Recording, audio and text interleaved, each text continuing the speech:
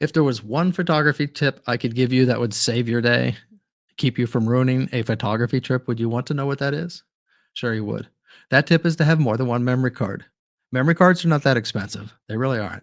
If you look it down below, I have a link for a 64 gig. I think it's around $20. It's not that much, plus or minus. Just depends on when you watch this video. It may be more, maybe less.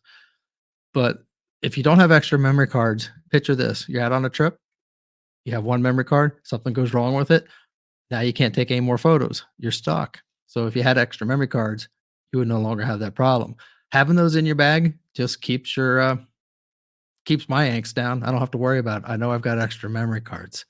So like I said, I have a link down below. And if you like this video, please hit the like and subscribe. I appreciate it. This is Doug Gabbard practicing photography, getting better one photo at a time. Have a great day.